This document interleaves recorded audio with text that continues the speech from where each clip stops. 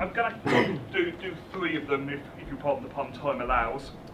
My first time tactic is called rerun the figures. Remember, the purpose of this is to make your counterparty to invest lots of time in a negotiation that hopefully they find unpleasant. Because remember, negotiation unpleasant, lots of time, lots of unpleasantness, don't get the deal, going to have to start it all again, more unpleasantness. That's the thinking. Your first time tactic is called rerun the figures. I wrote a figure up earlier. What was it? 165,750. Well done. Bonus points! Hint trumps. Well done, yes. Rerun the figures means look at the figures again. If you find yourself reaching for your spreadsheet and recalculating what you could really afford to pay, then you are the one who has fallen in love with the deal. And that is a dangerous place to be. You say you're going to rerun the figures, you don't, you just look at them again. Get out the piece of paper, then come back so you can rerun the figures, and then you might make a slightly better or worse, higher or lower, whatever's better for you offer, but the purpose of saying rerun the figures is to buy you an excuse to go away and leave them hanging, yeah? To get them to spend the time. Time tactic 2. Now, this may not be appropriate for everyone, but I call it ask the wife. This is because I'm married and we invest together and have done for the last 15 years. Some of you may not have wives. You may need to substitute complex words like husbands, boyfriends, girlfriends, or the one-size-fits-all super word, need to ask my partner. Why? And this is something I learned from one of the Kiyosaki books. So take it, probably who's read the Kiyosaki Rich Dad Poor Dad books. There's a marvellous thing in there where he talks about his business partner. The word partner is fantastic because they don't know whether this means the woman I've been married to since 1995 or someone I'm in business with. Ask the partner is fantastic because one, you don't need one, so it works for a single person as well, and two, it just, as can be useful on occasion, blurs the question of who or how many people you need to call in, and that gives you the excuse to go away and get them to invest. Thank you. So ask the partner, it's a time tactic. What you ask the partner is, what was that figure we wrote down earlier? Excellent. Time tactic number 3. The third of the time tactics I'm going to run through tonight, because I want to keep this fairly short and have maybe 5 minutes for questions if possible, is the other opportunities tactic. When you're in a negotiation, to never give them the impression that they're the only game in town. You're looking at a number of properties you're looking to buy. You're a property investor, you're perhaps looking to expand your portfolio by 2 or 3 properties this year. Clearly you're looking at a lot. I've made you an initial offer. I need to go away, I've rerun the figures, I've asked the partner, well, I do need to weigh this up against some other things that I could be buying. Why? Because it's a plausible excuse that they should be spending more time waiting for you with the unpleasantness. Okay, the problem is, what I'm talking about is to make a noise, because if I wanted to sell you this for 30 quid, if I wanted to sell you this for 35 quid, practice, and you do that. You then go away and play your time. You do need to come back and make a counter offer. You should only, if possible, move by a small amount. Let me give you a worked example, and I do want to get these figures right, so I'm going to read them off the cards, because these were the actual figures from one of my deals. This was a property I was selling. We'd been to the estate agent. A fair valuation was 174, 175. So we asked for 179, 900, yeah? They offered, and I was on the phone and the estate agent put this to me to say they've offered 170,000. Wow. Thank you. So what did I say to the estate agent when he said 170,000? I said, I have to talk to Mary. Put the phone down. A few hours later, I phoned back. and I uttered 7 words. And please, if you have a pen, get it ready now. Because the words I uttered were, they'll have to do better than that. On that particular deal, those 7 words earned me an additional £5,000, or put another way, £700 per word. Yeah, you thought Man of Steel, the Premier at Leicester Square, earned him a lot per word last night? Not compared to this phrase. Simple but works. You'll have to do better than that, they'll have to do better than that, depending on whether you're talking to the principal or the agent, can be incredibly powerful. In this particular case, he brought their offer up to 175,000, which the estate agent put to me, so I said, let me go and rerun the figures. A few hours later, look, I'm sorry Mike, but I do think we're going to do well on this one, but I want to show willing, I'm prepared to reduce my asking price.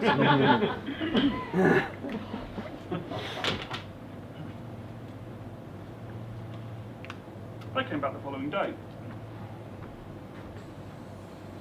and we did the deal. The market isn't today's market, the location isn't this part of the world, the principals involved were me and my wife and a couple of youngish guys looking to buy property together, for the whole foot on the ladder thing. Foot on the ladder, by the way, in case you're wondering, is a phrase uttered by parents in their early 50s to children in their early 20s, and it codes down to, I want my spare room back and get out, sorry, yeah? But foot on the ladder, they wanted to buy this, they wanted a property. It was, to be fair, a nice property that we'd done a reasonable amount of work in sprucing up, ready for sale, but still the valuation, the fair valuation was 175, we got that for it. Over the space of about 4 days, they had moved £9,700. We had moved 200. Time tactics, making them feel they've done something wrong, not moving much. Just supposing I'd come down to 177,900, so I'd come down a couple of grand. If I come down a couple of grand, the message that sends, if he's already dropped a couple of grand, he'll probably come down another 500 to 1,000. To this day, I believe that if I'd come down 2,000 on that, I would have had to come down more to get the deal.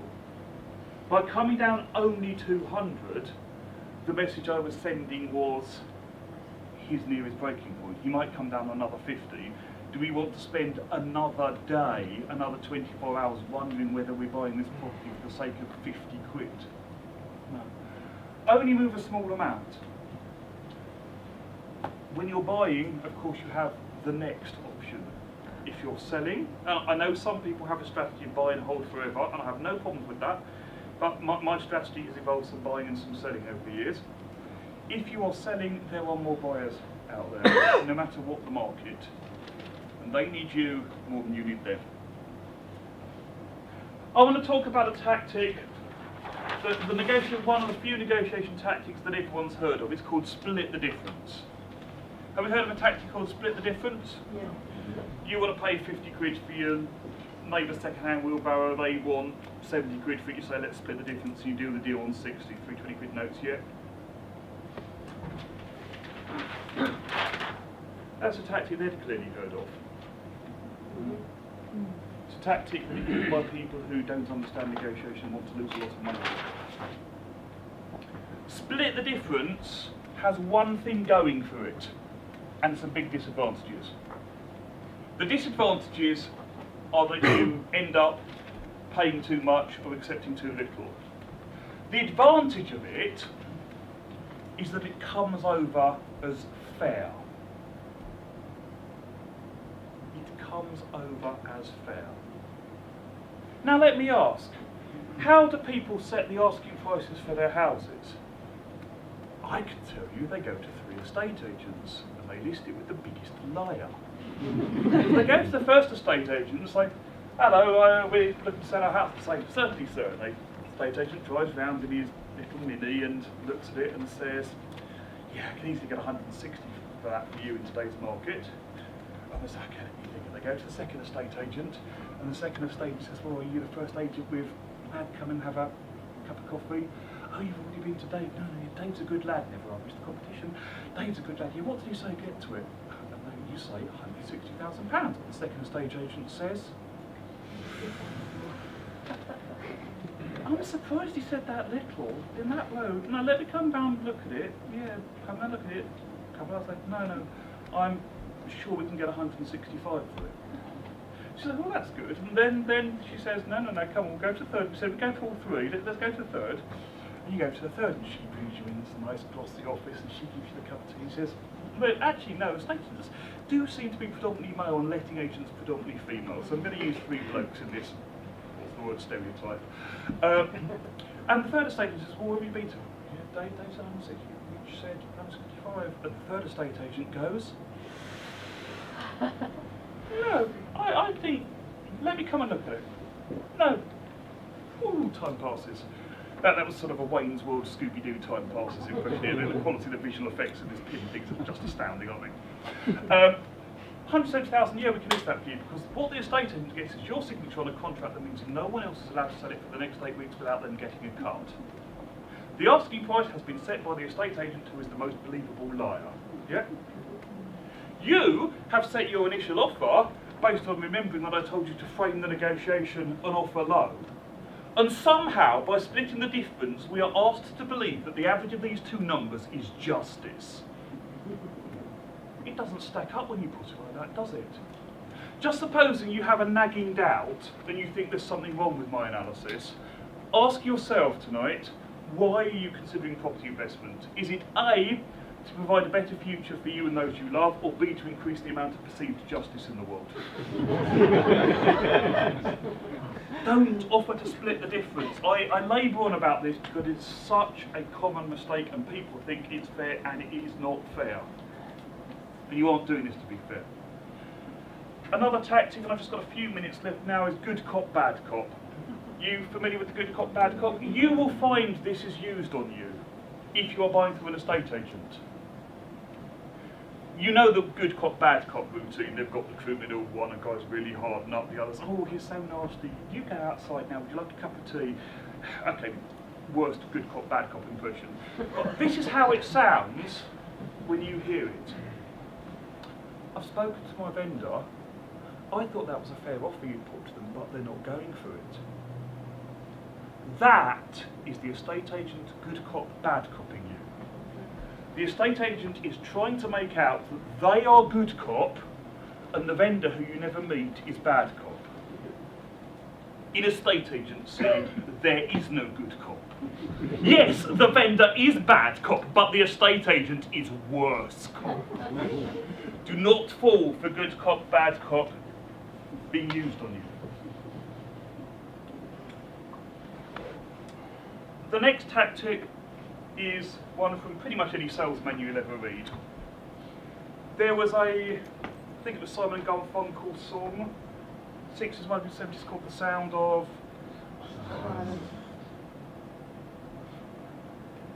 We find silence very uncomfortable. If you stop talking, you'll often find people will finish your... You know I'm doing this, you can't help yourself. Can you? That Sound of Silence was by Simon and... I can wait here longer than you can. Good. Salespeople are taught to do this. They say something, they say a price, and then they shut up. Because in a lot of cases, when you're negotiating, whoever talks next is going to make the biggest concession. So please, when you have put a price, insert the full stop, the break, the page break, the weight break. Don't try to apologise. Don't try to justify it, just say the price and then shut up and see what they say. Brilliant. Occasionally you'll get a yes, eventually you'll get a yes, sometimes you'll get a no. You respond to the no with the sound of, not this one. A no is not a number, see? Well, I say £31, you go, They say no,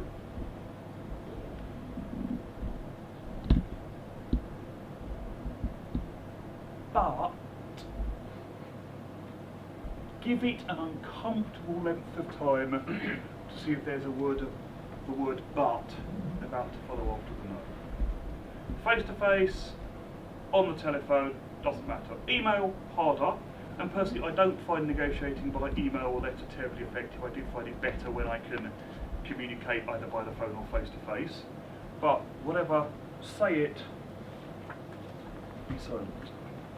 And then, the final one I've got time for tonight, I call the final gambit.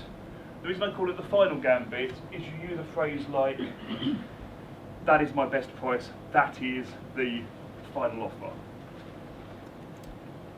Now, if you're dealing with people like estate agents, there is a reasonable chance that you will deal with the estate agent again and again over the next 1 to 5 years, yeah? If you use the final gambit, make it the truth. Don't go back the following week with an extra £5 on the table, because that will train the estate agent that when you say that's my final offer, it means you've only got £5 left to go. Train your estate agents that when you say that's my final offer, you mean it. So I call it the final gambit, that's my final offer. I'm Mark Harrison, that's my final negotiation tip. Thank you very much for listening.